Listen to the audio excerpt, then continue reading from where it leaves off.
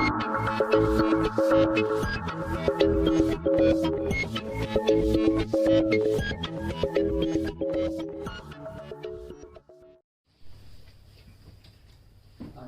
सदन की गरिमा को मेरा सादर प्रणाम। हिंदू दर्शन शास्त्रियों के सदन का मत है कि मोक्ष प्राप्त करने के लिए हम जो ज्ञान मार्ग है, प्रेम मार्ग है, उसको जो प्रेम योग है उसको कर्म योग से वरीयता देंगे। सबसे पहले हम समझ लेते हैं कि हिंदू धर्म दार्शनिक कौन होते हैं।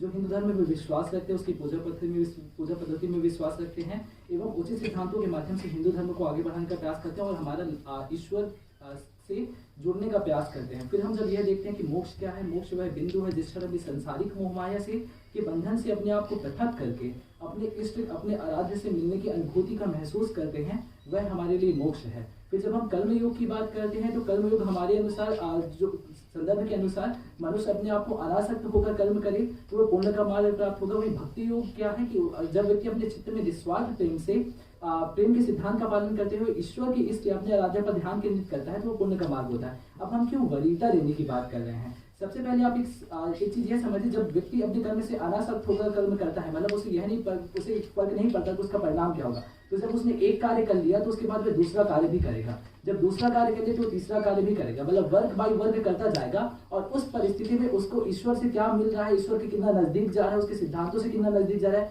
प्रेम का वहां पर क्या स्थान है, उन सभी का लोप हो जाता है। आप सिर्फ अपने कर्म प्रधानता में चले जाते हैं और आप सिर्फ कार्य करते जाते हैं। उस कार्य का क्या परिणाम हो रहा है, क्या प्रभाव पड़ रहा है और आप ईश्वर के उन विचारों को कितना कनेक्ट कर पा रहे हैं, उनसे कितना जुड़ पा रहे हैं, इन सब का लोप हो जाता है और आप सिर्फ कर्म करते जाते हैं और उनके कर्म के जो मूल्य हैं वो भी खो जाते हैं। और इसलिए हम इस सिद्धांत को वरीयता नहीं देते। फिर दूसरी बात, जब आप प्रेम की बात करते हैं तो आप प्रेम में देखिए निस्वार्थ प्रेम की बात करें, और जब निस्वार्थ प्रेम का जब आप पालन करते हैं तो उस परिस्थिति में आप सबसे प्रेम करने की बात करते हैं। आप अपने ईश्वर से प्रेम करते हैं और आपका वहां पर स्वार्थ निहित नहीं होता है। और इस परिस्थिति में आप अपने आसपास के लोगों से भी कनेक्ट कर पाते हैं, आप ईश्वर से भी कनेक्ट कर पाते हैं। और जो सबसे महत्वपूर्ण चीज है, जब प्रेम है, जो ईश्वर का एक जो बहुत अच्छा विचार है, जो प्रेम के माध्यम से आता है कि ईश्वर सभी से प्रेम करता है, तो आप भी सभी से प्रेम कर रहे हैं, आप ईश्वर से भी प्रेम कर रहे हैं, आप अपने आप से भी प्रेम कर रहे हैं। और वहां से भी जब आप कार्य करते हैं, मतलब आप पहले प्रेम को पहले रख रहे हैं और बाद में वो जो कार्य कर रहे हैं वहां पर कार्य भी होता है। और आपका जो प्रेम पहले प्राइमरी फैक्टर था, उससे कार्य के जो मूल्य हैं वो भी निर्धारित होते हैं, उनका प्रभाव भी सकारात्मक पड़ता है। इसलिए हम प्रेम योग को प्राथमिकता देने की बात करते हैं।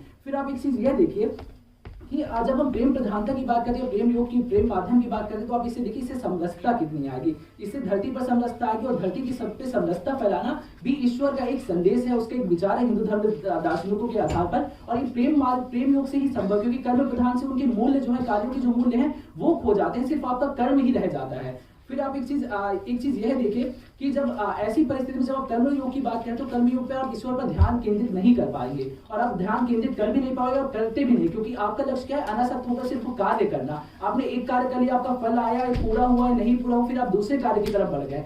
फिर इस परिस्थिति में आप ईश्वर पर ध्यान नहीं केंद्रित कर पाएंगे। जब आप ईश्वर पर ध्यान केंद्रित नहीं कर पाएंगे तो आप सभी से प्रेम नहीं कर पाएंगे, और प्रेम नहीं कर पाएंगे तो उस परिस्थिति में आप इष्ट से दूर होते जाएंगे, और इष्ट से दूर होना हमारे लिए मोक्ष की प्राप्ति कभी भी संभव नहीं हो पाएगी। और इस परिस्थिति में, ठीक है, और इस परिस्थिति में आप इष्ट से दूर होते चले जाएंगे। और जब आप इष्ट से दूर होते चले जाएंगे तो मोक्ष प्राप्ति हमारे लिए वही है कि आप ईश्वर के से मिलन की अनुभूति करते हैं। फिर आप एक चीज देखिए, कर्म योग जो है वो आपको नास्तिकता की तरफ भी बढ़ाकर लेकर जाएगा। कैसे नास्तिकता की तरफ बढ़ाकर लेकर जाएगा, क्योंकि हिंदू धर्म का जो बुनियादी ढांचा है, जो बुनियाद है, हम उस आधार पर ईश्वर से प्रेम और बाकी सभी से प्रेम की बात करते हैं। जब हम ईश्वर के सिद्धांत पर बात करते हैं कि ईश्वर ने सभी को, ईश्वर सभी से प्रेम करता है, ऐसी परिस्थिति में जब आप कर्म योग पर ही आगे बढ़कर जाएंगे, आप प्रेम के जो निष्पक्ष प्रेम का, निस्वार्थ प्रेम का जो सिद्धांत है उसको अप्लाई नहीं करेंगे पहले अपने कार्य से पहले, तो उस परिस्थिति में आप नास्तिकता की तरफ बढ़ते जाएंगे, सिर्फ आप कार्य करते रह जाएंगे और बाकी उसके महत्व जो है खत्म होते जाएंगे। और हिंदू धर्म दार्शनिक चाहते हैं कि हिंदू धर्म में ईश्वर का भी प्रभुत्व बना रहे और हिंदू धर्म की बुनियाद भी रहे और हर व्यक्ति मोक्ष की प्राप्ति करे। वो कैसे कर पाएगा, जब प्रेम करेगा। और इसके फायदे हमने गिना है कि इससे समरसता आएगी, जो कि ईश्वर का संदेश भी है। फिर आप देखिए, जब आप भक्ति योग की बात कर रहे हैं तो उस भक्ति योग है वो अपने आप में जो संदर्भ में दिया गया है, सॉरी मैंने पहले प्रेम योग बोल दिया था, वो एक्चुअली भक्ति योग ही था अभी तक के कॉन्टेक्स्ट में। तो जो भक्ति योग दिया गया है वो निस्वार्थ प्रेम के सिद्धांत पर आधारित है। और इसी भक्ति योग में वो जो कर्म करेगा उसका पहले आधार क्या होगा कि आप निस्वार्थ प्रेम से कार्य कर रहे हैं। और जब निस्वार्थ प्रेम से आप में रह करके आप कार्य करेंगे तो उन कार्यों के मूल्य भी प्रिजर्व रहेंगे और आप उस ईश्वर के संदेश को भी स्थापित कर पाएंगे, जिससे आप ईश्वर के नजदीक जाते जाएंगे। फिर आप सीधे जब आप कर्म प्रधानता की बात, कर्म योग की बात कर रहे हैं तो उस कर्म योग में आपके ये नहीं देखा कि फल क्या मिलेगा, आप सिर्फ कर्म करें। इस परिस्थिति में अगर आपको मोक्ष मिला है या नहीं मिला, आपको इससे भी फर्क नहीं पड़ेगा। लेकिन जो मोक्ष प्राप्ति की बात करें तो हमारा एक साध्य है, हमारा एक गोल है, और वो गोल की प्राप्ति भी आपको, क्योंकि आप अनासक्त होकर के कार्य कर रहे हैं, तो बिना अनासक्त होकर कार्य और जो लक्ष्य है आपका वह भी भटक जाएगा। और इस परिस्थिति में हमारा जो मुख्य लक्ष्य है वो मोक्ष की प्राप्ति करना है, और बिना लक्ष्य के हम ये चीजें नहीं कर पाएंगे। फिर आप एक चीज देखिए, जब भक्ति मार्ग की बात कर रहे हैं, तो भक्ति मार्ग में अगर मुझे लगता है कि मेरा ईश्वर से मिलन नहीं हो पाया, मैं सभी को प्रेम नहीं दे पाया, मैं प्रेम की स्थिरता में नहीं आ पाया हूं, तो मैं उसके विश्लेषण करूंगा कि क्यों नहीं हो पाया वो, मैं कैसे करूं। यहां पर विश्लेषणता होगी और वहां पर विश्लेषण आप नहीं करेंगे, क्योंकि आपको कोई फर्क नहीं पड़ता, आप सिर्फ अनासक्त होकर कार्य ही कर रहे हैं। फिर आप एक देखिए, जब हम वर्तमान हिंदू धर्म दार्शनिकों के सदन की बात कर रहे हैं, तो इससे एक महत्वपूर्ण बात यह आती है कि आपका सामाजिक दृष्टिकोण से इसका क्या महत्व है। सामाजिक दृष्टिकोण से महत्व की बात करें तो आज के समय में हम जब देख रहे हैं कि विभिन्न धर्मों के बीच में क्लैशेस हो रहे हैं, हिंदू धर्म के लोगों के बीच में भी बहुत सारे क्लैशेस हो रहे हैं, एक व्यक्ति दूसरे व्यक्ति को दबा रहा है, और ऐसी परिस्थिति में जब आप प्रेम की बात करते हैं, आप समरसता की बात करते हैं, और जब आप कार्य करेंगे तो वहां पर जाकर के आपका हिंदू धर्म का दर्शन भी का भी उत्थान होगा, समाज का भी उत्थान होगा, और समाज के उत्थान के साथ उस व्यक्ति के विचार का भी उत्थान होगा, और व्यक्तियों के उत्थान से यही वही मोक्ष के और नजदीक होते जाएगा, जो कि हमने बताया ईश्वर के संदेश प्रेम के आधार पर चलते हैं। फिर इससे हम रिलीजियस क्लासेस को भी इग्नोर कर पाएंगे, वो कम कर पाएंगे। और फिर आप चीज देखिए कि जब भी आप कोई कार्य करें उसका प्रभाव क्या पड़ रहा है, यह बहुत महत्वपूर्ण हो जाता है। जब आप प्रेम प्रधान जो आप भक्तियों की बात करें उसमें प्रेम के सिद्धांत है, तो आपका प्रभाव प्रेम का आएगा। लेकिन कर्म में आपका ऐसा कोई मूल्य नहीं है, ऐसा कोई प्रभाव नहीं है, आपसे निष्पक्ष होकर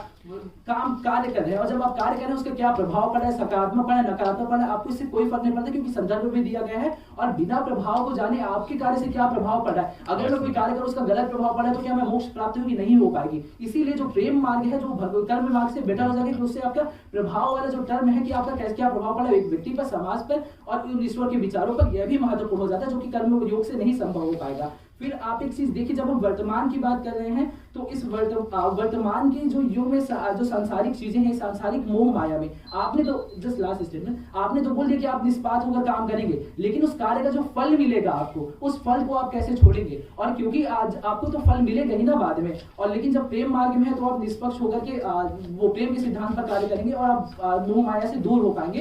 कर्मयोग में आप मोह माया से दूर नहीं हो पाएंगे। धन्यवाद। धन्यवाद प्रधानमंत्री जी आपके वक्तव्य के लिए। अब सदन में 1 मिनट का सामान्य समय होगा। सामान्य समय समाप्त होता है। अब मैं नेता विपक्ष से अनुरोध आप करूंगा कि वह सदन प्रयोग कराएं, अपना वक्तव्य रखें।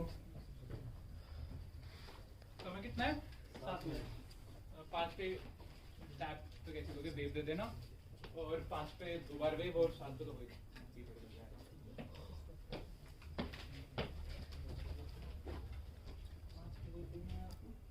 सामने आके रहना और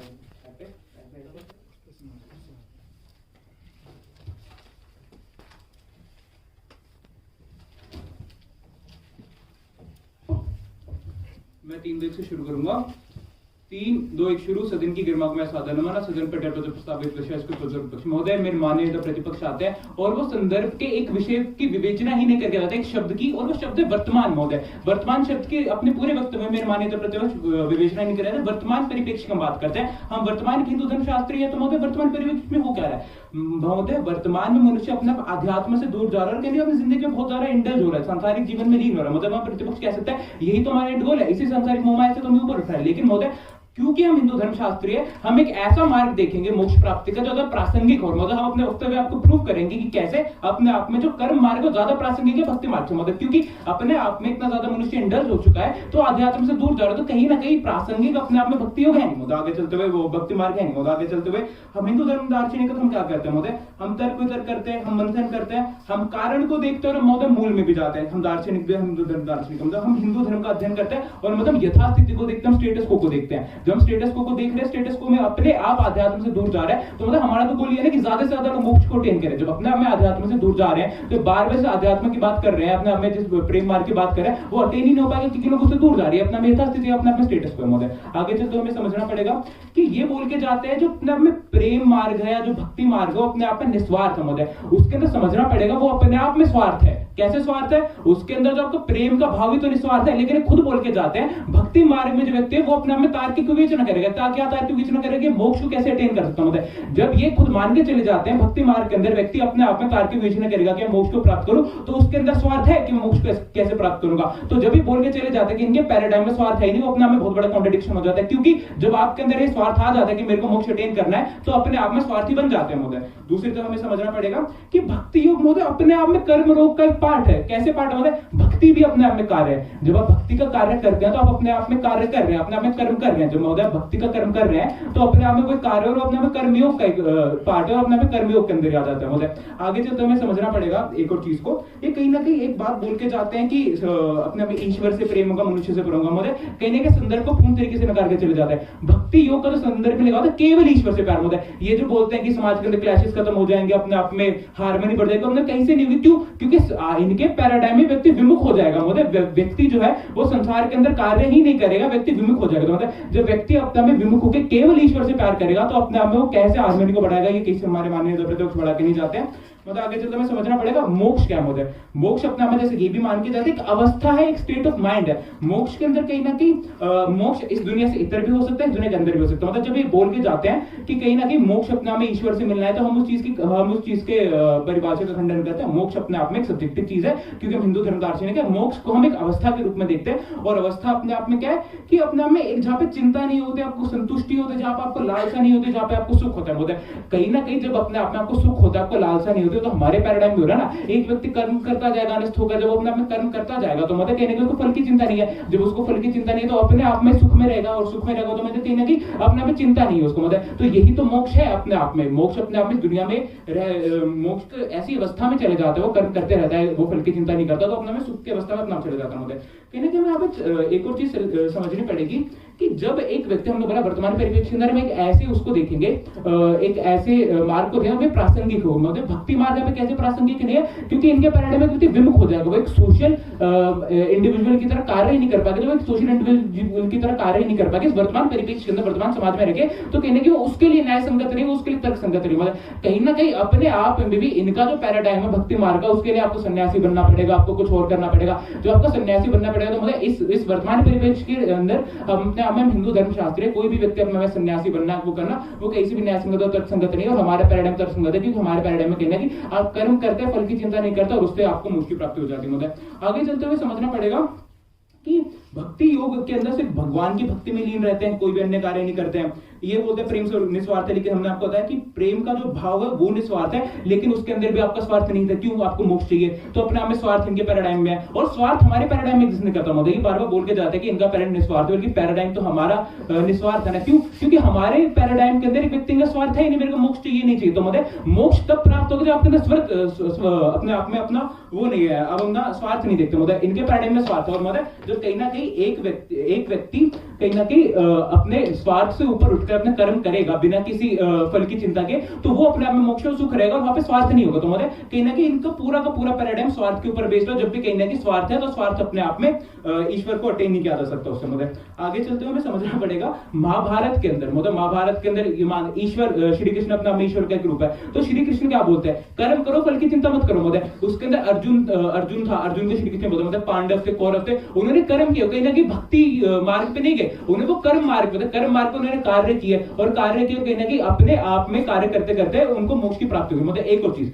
ये बार बार अपने वक्तव्य के अंदर में माननीय नेता प्रतिपक्षी बोल के जाते हैं कि अपने आप में बिना सोचे समझे कोई भी कार्य करता रहेगा, कार्य प्रधानता होगी, और कहीं ना कहीं वो ईश्वरीय नैतिकता से दूर चले जाएगा महोदय। तो यहाँ पे समझना पड़ेगा नैतिकता भी तो अपने आप में सब्जेक्टिव है, ईश्वरीय नैतिकता भी अपने आप में सब्जेक्टिव है। तो क्योंकि ये महाभारत के एग्जाम्पल इसके अंदर महोदय, एक व्यक्ति जो भी कार्य कर रहा है तो वो अपने आप में सब्जेक्टिव है, वो अपने आप में ऑब्जेक्टिव नहीं। ईश्वरीय नैतिकता भी अपने आप में सब्जेक्टिव है, ये अपना महाभारत का सबसे बड़ा एग्जाम्पल है। क्या किसी परिस्थिति के अंदर आप किसी का कत्ल कर रहे हैं, वो अपने आप में नैतिक हो सकता है, और किसी परिस्थिति में कर रहे हो मैं नैतिक हो सकता है। तो जिस ईश्वरीय नैतिकता की बात करके जाते हैं, ईश्वरीय नैतिकता अपने आप में सब्जेक्टिव है। तो मतलब कहीं ना कहीं इनका जो पूरा का पूरा पैराडाइम था वो केवल एक हार्ड आउटलुक पर बेस्ड था। हार्ड आउटलुक अपने आप में यही था कि नैतिकता एक डिफाइंड होती है, इनके पैराडाइम में स्वार्थ है, वो हमने आगे सिद्ध कर दिया। मतलब इन्हें हमें समझना है, ठीक है। मतलब आगे चलते हमें समझना ही पड़ेगा कि आगे बोल के जाते हैं कि कार्यों की अपने आप में ईश्वर पर ध्यान नहीं देगा, सभी से प्रेम नहीं होगा, इष्ट से दूर हो जाएगा। हमें समझना पड़ेगा कर्मयोग के अंदर ऐसा नहीं है कि हम नास्तिक बन रहे हैं, हमें हमारे ऊपर आरोपण करके जाते हैं कि हमारे पैराडाइम में व्यक्ति नास्तिक बन रहा है, नहीं, उसको अपने ईश्वर पर विश्वास है, पर यह है कि वो ईश्वर की भक्ति के अलावा और भी कार्य कर रहा है। ईश्वर के अंदर उसको है विश्वास है, लेकिन वो कार्य कर रहा है, वो ईश्वर पर भी, हमारे पैराडाइम में कैसे स्वार्थ नहीं है, वो ईश्वर पर विश्वास कर रहा है, वो ईश्वर पर सारी चीजें, लेकिन उसको ईश्वर से स्वार्थ नहीं है, उसको ईश्वर से मोक्ष की प्राप्ति नहीं चाहिए। इनके पैराडाइम में क्या है, इनके पैराडाइम में प्रेम बेशक निस्वार्थ है, लेकिन प्रेम के निस्वार्थ होने का कारण भी स्वार्थ है। हमारे पैराडाइम में वो ईश्वर की भक्ति भी कर रहा है, वो कार्य भी कर रहा है, उसके अंदर स्वार्थ नहीं। तो मतलब कहीं ना कहीं हमारे पैराडाइम से वो अपने आप में ज्यादा जल्दी मोक्ष प्राप्त होगा। मतलब कहीं ना कहीं ये बोलते हैं कि नास्तिकता को बढ़ा देगा, हमने बोला नास्तिकता को बढ़ावा नहीं देगा, क्योंकि हम हिंदू धर्मशास्त्री हम मानते हैं अपने आप में नास्तिक नहीं, वो ईश्वर में मानते हैं, वो ईश्वर में मानते हुए भी एक व्यक्ति कर्म कर सकता है। मतलब कहीं ना कहीं एक और चीज हमें समझनी पड़ेगी, ये कहते हैं निस्वार्थ प्रेम से ही होगा, मतलब हम निस्वार्थ प्रेम से मोक्ष की प्राप्ति होगी। तो मतलब आप 7 मिनट हो गए, ठीक है, निस्वार्थ में से उसकी प्राप्ति होगी। तो मतलब अंतिम में जाता है, मैं केवल इतना ही कहना चाहूंगा कि कहीं ना कहीं इनका जो पूरा का पूरा पैराडाइम स्वार्थ पर बेस्ड है, और इनके पैराडाइम के अंदर भी जिस भक्ति की बात करते हैं, भक्ति अपने आप में कार्य, भक्ति अपने आप में कर्म। बहुत धन्यवाद महोदय।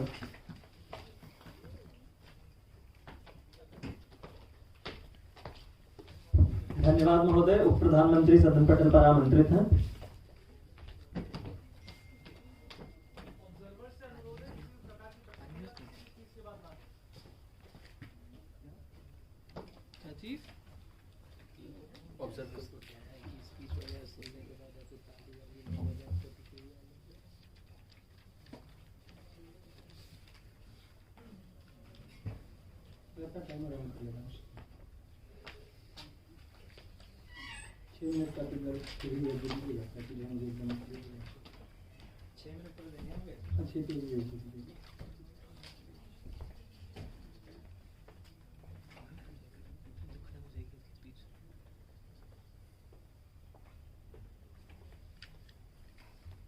सदन की गरिमा को नेता पक्ष का प्रणाम। दिए गए विषय के पूर्णतः पक्ष में नेता विपक्ष के तर्कों का खंडन करते हुए नेता पक्ष की बातों को आगे बढ़ाते हुए सबसे पहले मैं इस सदन में यह बता देना चाहता हूं कि यह जो जाते जाते कहकर गए हैं कि भक्ति जो है एक कार्य है, भक्ति अगर एक कार्य है तो यहाँ से तो यह सिद्ध हो रहा है कि भक्ति मार्ग में कर्म मार्ग समाहित है। कैसे कि भक्ति करना अगर एक काम है, भक्ति करना अगर एक कार्य है, तो इससे यही साबित हो रहा है कि जो लोग भक्ति मार्ग को भी अपना रहे हैं तो भक्ति मार्ग भी अपने आप में कर्म मार्ग के से ऊपर है, तभी जाकर के भक्ति करना भी एक कार्य है। लेकिन कार्य करना भक्ति नहीं हो सकता है, अर्थात इसका आशय यह हुआ कि कर्म मार्ग में भक्ति हो, यह जरूरी नहीं है। तो इनका जो कर्म मार्ग है ये हमारे मॉडल में जो है ज्यादा सटीक बैठ रहा है बजाय इसके।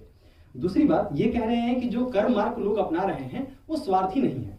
कैसे स्वार्थी नहीं है? इसलिए कि फल की चिंता नहीं कर रहे हैं। लेकिन यह बहस नहीं है, बहस एक तुलनात्मक आधार पर है। तुलना ये कि दोनों को इस लक्ष्य की चिंता है कि जो है हमें मोक्ष अटेन करना है, दोनों को यह है कि पुण्य के भागी दोनों होंगे तभी वो कार्य कर रहे हैं।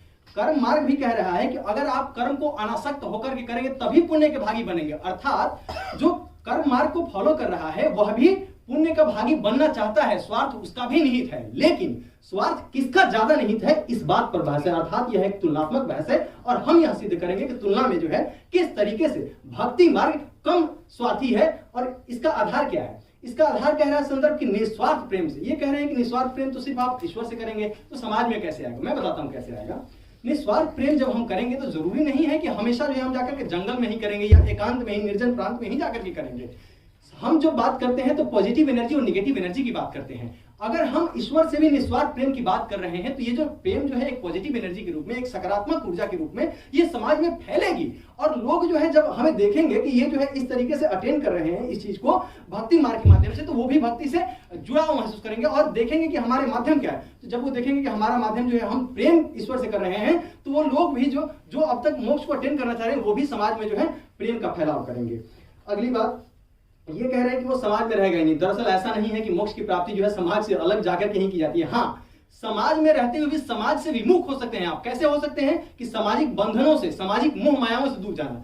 सामाजिक मोह माया से दूर जाना ये नहीं है कि समाज से दूर चले जाना, ऐसा नहीं है। एक और महत्वपूर्ण बात हमें समझनी है कि कर्म योग को फॉलो करने वाले जो लोग हैं किस तरीके से ये रवैया जो है ये भगौड़ा रवैया है। मैं बताता हूं। कर्म जब आप कर रहे हैं तो आप अनासक्त होकर के कर रहे हैं, अर्थात आपको फल की चिंता नहीं है। जब आपको फल की चिंता नहीं है तो आपको इस फल की भी चिंता नहीं होती है कि आप पुण्य के भागी बन रहे हैं या नहीं बन रहे हैं। जब आपको इस की भी चिंता नहीं है कि आप पुण्य के भागी बनेंगे या नहीं बनेंगे, तो आपको इस फल की भी चिंता नहीं होती कि आपको मोक्ष मिलेगा या नहीं मिलेगा। और जब आपको इस फल की भी चिंता नहीं है कि मोक्ष मिलेगा या नहीं मिलेगा, तब जब आपको मोक्ष नहीं मिलेगा तब आप उसके लिए कोशिश ही नहीं करेंगे कि और मोक्ष को कैसे प्राप्त करूं। यहां से यह सिद्ध होता है कि यह एक भगौड़ा रवैया है कि जी मैंने तो कर्म किया, अगर नहीं मिला तो उसमें मेरी क्या गलती है, मैं कर्म करता जा रहा हूं, नहीं मिल रहा है तो इसमें मेरी कोई गलती नहीं है। इसके उलट भक्ति मार्ग में हम क्या देख रहे हैं कि अगर भक्ति मार्ग को फॉलो करते हुए हमें मोक्ष की प्राप्ति नहीं हो रही है, उस स्थिति में हम क्या करते हैं, उस स्थिति में हम इस चीज को स्वीकार करते हैं कि कमी मुझ में ही है, तभी जाकर के वो फल जो है मुझे नहीं मिल पा रहा है। तो ये चीज हमें समझनी है।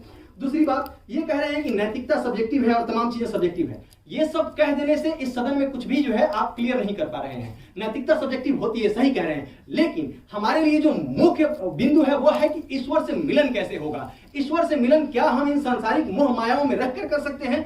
क्या हम अपने इष्ट को इन बंधनों में रह करके प्राप्त कर सकते हैं? इसका जवाब है बिल्कुल नहीं। ये कह भी रहे हैं कि आज समाज में जो है कर्म की प्रधानता है, बिल्कुल कर्म की प्रधानता है। तो आप बताइए ना कि आज समाज में कितने लोग जो है मोक्ष को प्राप्त कर पा रहे हैं? बिल्कुल ना के बराबर। क्यों? क्योंकि उनका सबका ध्यान जो है इस प्रतिस्पर्धा में लगा हुआ है कि मैं ज्यादा आगे निकल जाऊं, मैं ज्यादा आगे निकल जाऊं। लेकिन भक्ति मार्ग जब आप करते हैं तो वहां पर क्या होता है, निस्वार्थ प्रेम जब आप कर रहे हैं तो आपको किसी से आगे निकलने की जरूरत नहीं होती है। वहां पर क्या होता है कि व्यक्तियों से आपकी तुलना नहीं है, वहां पर तो आप खुद भी चाहेंगे कि जी सब लोग जो है ईश्वर तक पहुंचे। इसमें क्या है कि इसमें कहते हैं कि भाई मैं तुमसे ज्यादा कर्म करूंगा या मैं तुमसे कम कर्म करूंगा। तो ये जो प्रतिस्पर्धा है ये नकारात्मकता की ओर ले जाती है, क्लासेस की ओर ले जाती है, जबकि भक्ति मार्ग में ऐसा नहीं होता है। एक बात ये कहते हैं कि श्री कृष्ण जो है अर्जुन को ये सुझाव देते हैं कि कर्म करो, फल की चिंता मत करो। महाभारत की लड़ाई जो है असत्य पर जो है सत्य की जीत के साथ हुई थी, ताकि जो है न्याय की स्थापना हो सके। वर्तमान परिप्रेक्ष्य में यह भी मान रहे हैं कि न्याय उस तरीके से फलीभूत नहीं हो पाया। इसका अर्थ यह हुआ कि श्री कृष्ण ने जो ज्ञान दिया था वर्तमान दौर में उसकी प्रासंगिकता कम हो चुकी है, और वर्तमान दौर में जो है हमें उस मार्ग को छोड़ करके कि हम कर्म को सबसे प्रमुखता दें, हमें भक्ति मार्ग की ओर लौटना होगा कि हम निस्वार्थ प्रेम की भावना को जो है। और एक और बात है, हम जब भी कोई कार्य करते हैं तो हमारे पास एक एंड गोल होना चाहिए।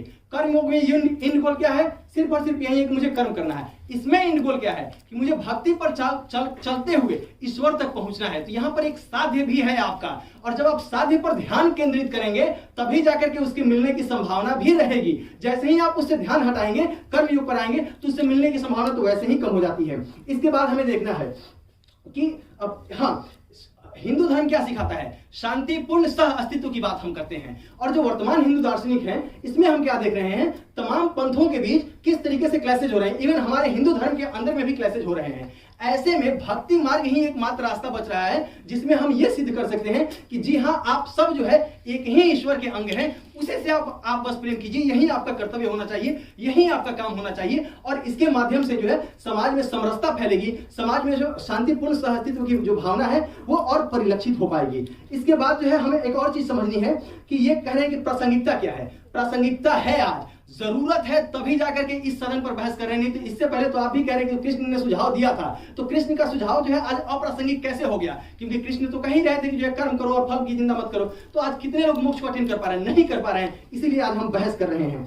एक और बात ये कह रहे हैं कि जो है मोक्ष एक अवस्था है जिसमें चिंता लालसा वगैरह हम नहीं करते हैं। और ये कह रहे हैं कि ईश्वर से मिलना जो भक्ति मार्ग कह रहा है वो भी एक स्वार्थ है। बिल्कुल नहीं स्वार्थ है। ईश्वर से मिलन ये स्वार्थ इसलिए नहीं है क्योंकि आप ईश्वर को परम सत्ता मान रहे हैं, और परम सत्ता जब आपको मान रहे हैं उसको, तो आप अपने अहम को नीचे कर रहे हैं। जैसे ही आप अपने अहम को नीचे कर रहे हैं तो उससे मिलना जो है स्वार्थ नहीं दिखाता है, ये अपितु एक जो है ये दिखाता है कि जीव जो है किस तरीके से अपने परमात्मा से मिल रही है, ये स्वार्थ नहीं है। दूसरी बात, कर्म युग में क्या है कि आपका अहंकार कभी भी कम नहीं होता है। आप जब कर्म करते, फल की चिंता नहीं करते, तो आपको जो कुछ भी मिलता है आप ये नहीं कहते कि ईश्वर ने दिया, आप कहते हैं कि मैंने अपने कर्म से पाया है। जब अपने कर्म से, तो आपका अहंकार जो है ईश्वर से बड़ा हो जाता है, और ऐसी स्थिति में आप ईश्वर के अस्तित्व को भी चैलेंज कर रहे होते हैं। इसलिए हम कह रहे हैं कि हमें भक्ति मार्ग को जो है वरीयता देनी होगी मोक्ष प्राप्ति के लिए, बजाय इसके कि हम कर्म मार्ग को दें। धन्यवाद।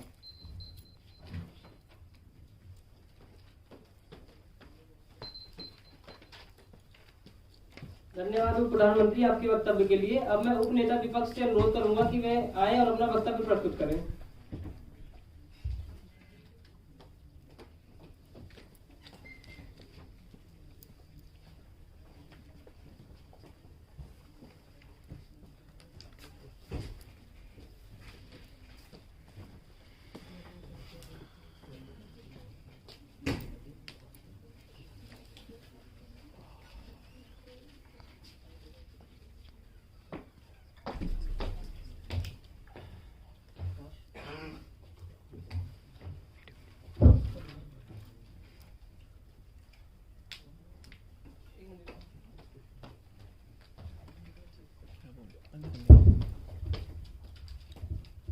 का नमन।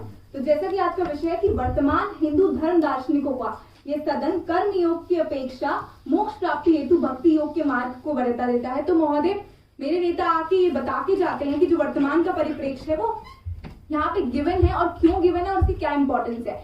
वहीं जो हमारा विपक्ष है वो वर्तमान के इंपॉर्टेंस को मानता है, लेकिन वो इस चीज को समझ नहीं पाता है कि अगर वो ये बोल रहा है कि आज कर्म योग का लोग साथ लेकर आगे मोक्ष, बहुत कम ऐसे लोग हैं जो अटेन कर पा रहे, तो हमें देखना होगा कि आज के परिप्रेक्ष्य में अगर आप चाहते हैं कि लोग मोक्ष अटेन करें तो आप उनको एक ऐसा व्यू पॉइंट निकाल के दें, एक ऐसा रोड निकाल के दें जहां से उनके लिए उसको अक्वायर करना या मोक्ष के स्टेट में जाना, अवस्था में पहुंच पाना ज्यादा आसान होगा। वर्तमान परिप्रेक्ष्य में लोग जो है वो एक जगह रुके नहीं हुए हैं, उनकी जिंदगी नियंत्रण चलती जा रही है और ये स्टेट जो है वो इतना फास्ट पेस हो चुका है कि लोगों को उस मोक्ष की स्टेट ऑफ माइंड पे अटेन करने के लिए बहुत ऐसी चीजें होती हैं जो कहीं ना कहीं बाधा डालती है। लेकिन यहाँ पे हमारा जो मोक्ष का प्रावधान है, हमने जिस मोक्ष को डिफाइन किया वो केवल ईश्वर से मिलन को नहीं था।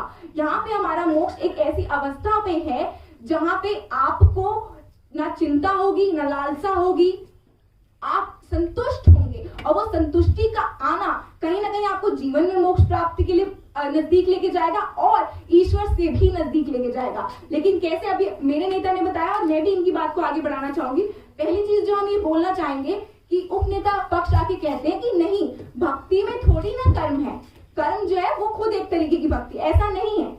कर्म जो है, जो भक्ति है वो एक कार्य है। जब आप ईश्वर को निस्वार्थ प्रेम होकर उनकी आराधना करते हैं, उन पर ध्यान केंद्रित करते हैं यानी मेडिटेशन कर रहे होते हैं, तो वो एक कार्य होता है। आप प्रोसेस के अंदर होते हैं, आप एक कार्य कर रहे हैं निरंतर, और अपना प्रेम जो है, अपनी भावना जो है वो डेडिकेट कर रहे हैं अपने ईश्वर पर, तो वो स्वयं एक कार्य है, तो वो एक कर्म है।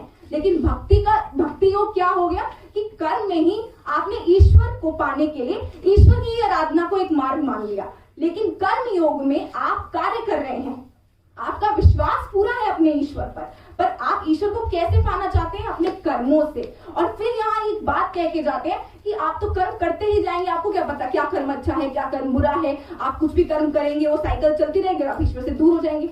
नहीं, यहाँ पे हमें संदर्भ में देखने की बात है कि संदर्भ में लिखा हुआ है कि कर्म योग के अनुसार मनुष्य कर्म अनासक्त होकर करे तो वह पुण्य का भागी हो सकता है। तो यहाँ पे जो अनासक्ति आती है वो ये आती है कि आपको आपको अपने कार्य के रिजल्ट की चिंता नहीं है, लेकिन आप जो कार्य कर रहे हैं आप वो इसीलिए कर रहे हैं क्योंकि आपको पता है कि आपके कार्य से लोगों का भला होगा। तो आपके दिमाग में वो अच्छाई का फैक्टर रहता है कि हाँ आप कार्य क्यों कर रहे हैं, लेकिन आपको उस अच्छाई के बदले में फल की अपेक्षा नहीं होती, और वो फल की अपेक्षा ना होना अनासक्त हो जाता है और कहीं ना कहीं उस लालसा का हट जाना कि हाँ मुझे क्या मिलेगा, या मैं निरंतर सोचता रहूंगा कि मैं जो कर रहा हूँ मुझे उससे क्या फल मिलेगा, उसका चले जाना कहीं ना कहीं परेशानी का चले जाना होता है और संतुष्टि का आना होता है। और वो एक स्टेट ऑफ माइंड आज के टाइम पे मोक्ष होगा जो हर कोई अटेन कर पाएगा इस फास्ट पेस लाइफ में। तो वर्तमान धर्मशास्त्री, हिंदू धर्मशास्त्री होने के नाते ही हमारा फर्ज बनता है कि हाँ हम लोगों को सिर्फ भक्ति विलीन होकर दुनिया से विमुख होने की बजाय एक ऐसा मार्ग प्रशस्त करके दे जहाँ पे वो कार्यरत हो, अपना कार्य भी करें और मोक्ष की ऐसी सिचुएशन को अटेन कर पाए जो इस वर्ल्ड में रह के हो सकती है। दूसरी चीज ये कि जो उपनेता है वो बोल के जाते हैं कि यहाँ पर पुण्य कमाना दोनों तरफ से एंड गोल है, तो पुण्य जो है वो रहेगा ही, तो इसलिए कर्म योग में भी निस्वार्थता नहीं आएगी। तो मोदी यहाँ पे देखने की जरूरत है कि जब आप कर्म योग वालों को भगोड़ा कहते हैं कि नहीं वो भाग रहे हैं अपने कार्य से, कि नहीं उनको भगवान से भाग रहे हैं क्योंकि उनको तो बस यही है कि कल को अगर वो नहीं भी मोक्ष अटेन कर पाए तो वो बोलेंगे कि मैंने अपना कर्म तो किया ही था। लेकिन ऐसा नहीं है, अगर उनका यहाँ पे एंड गोल पुण्य कमाना है, अच्छे काम करना है, तो कहीं ना कहीं वो ये बात जानते हैं कि वो पुण्य कैसे कमाएंगे, अपने कर्मों से कमाएंगे। तो समाज में जो उनके कर्म जाएंगे वो अच्छे कर्म जाएंगे जिससे वो सेटिस्फाइड होंगे और कहीं ना कहीं उस सेटिस्फैक्शन से उनको मोक्ष मिलेगा। तो मोक्ष यहाँ पे अटेनेबल हो गया, ना कि आपके एंड गोल में। दूसरी बात यह है कि निस्वार्थ प्रेम का भाव रहेगा और ईश्वर में आप उनकी आराधना करेंगे तो यहाँ पे आपका जो निस्वार्थ प्रेम की भावना है वो रिस्ट्रिक्टेड है अपने ईश्वर तक। ये बात मेरे नेता भी कह के जाते हैं, क्योंकि ये रिस्ट्रिक्शन आ जाती है, आप सिर्फ ये एजम्पशन में चल रहे हैं कि हाँ भाई मैंने अगर निस्वार्थ प्रेम की भावना आई तो सबके लिए सेम रूप में आएगी। क्यों आएगी? जब निस्वार्थ प्रेम की भावना ला रहा है तो वो मनुष्य ला रहा है ना, और मनुष्य जब ला रहा है वो भावना और उसका एंड गोल है कि स्वार्थ से मुझे मोक्ष मिल जाए, क्योंकि मैं ईश्वर की आराधना कर रहा हूँ, अर्चना कर रहा हूँ, तो मुझे मोक्ष मिल जाएगा, सिर्फ ये अपने आप में जो स्वार्थ है वो निस्वार्थ प्रेम को पूरे समाज में नहीं फैला सकता। जबकि कोई चीज को फैलाने के लिए आपको कार्य करना पड़ता है और वो कार्य आपके कर्म योग से आएगा। तो अगर आप कर्म योग में रहकर भक्ति करना चाहते हैं तो वो एक प्रफल मार्ग होगा मोक्ष प्राप्त करने का, ना कि केवल भक्ति में रह के कर्म विमुख हो जाना। दूसरी चीज ये कि बोलते हैं कि कर्म में कंपटीशन होता है। महोदय, कर्म में कंपटीशन तो तब होगा ना जब आपको जीतने की होड़ होगी, कुछ पाने की होड़ होगी, लेकिन यहाँ पे आपको एंड गोल से तो कोई, आपने अपने रिजल्ट से तो कोई मतलब नहीं है, अपने जो आप कर्म कर रहे हैं उसका जो फल आ रहा है उससे मतलब नहीं है। तो कंपटीशन कहाँ है? यहाँ पे आप अपना कार्य कर रहे हैं, स्वयं पे रह के अपने कार्यरत हैं, तो यहाँ पे कंपटीशन की भावना नहीं है। यहाँ पे सेल्फ रियलाइजेशन आता है कि मुझे कार्य करना है, मैं काम करूंगा। दूसरी बात ये कि इन्होंने बोला कि हमारा ये गोल है कि हम कोएग्जिस्टेंस रखेंगे, क्लैशेस नहीं करेंगे।